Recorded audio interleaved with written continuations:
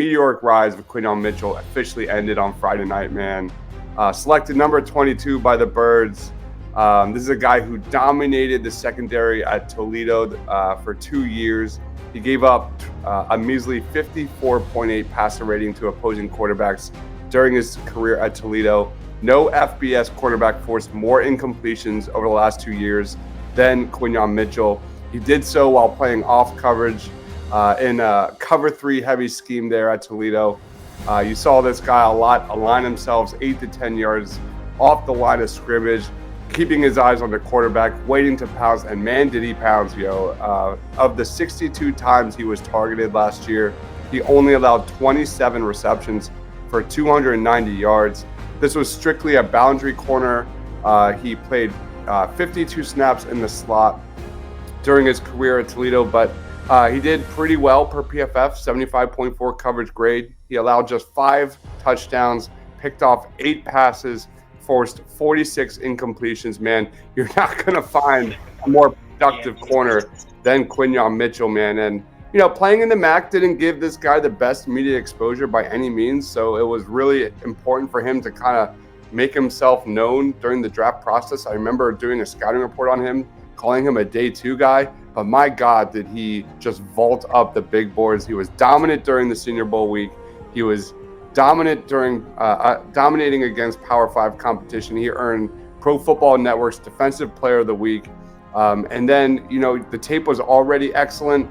And at the Senior Bowl, man, just really reaffirmed his rare talent, rare athleticism, and checked off more boxes.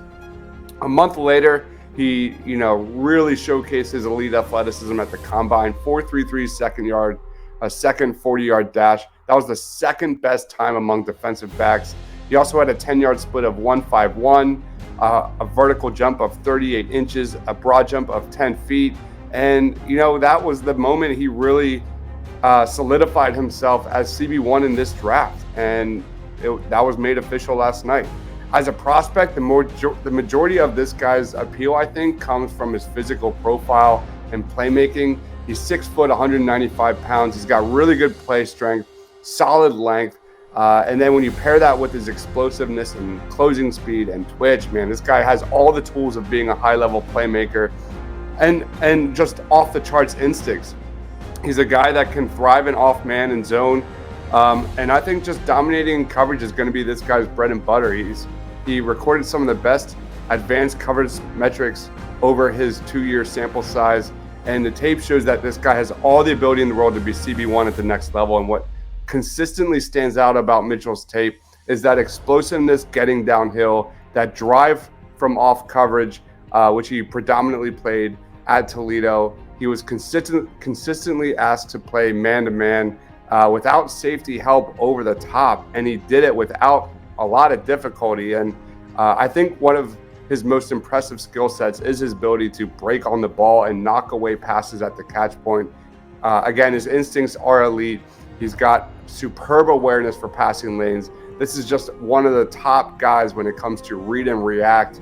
And that with his physical traits, man, that's what gives you that upside. When it comes to weaknesses, there are a few to point out. He has some occasional minor delays in processing. His mechanics and technique can improve, especially in press man. But press man is not really what you're going for with this guy. That's more kind of Terry and Arnold's forte. If you're worried about kind of the competition level, let me put you at ease.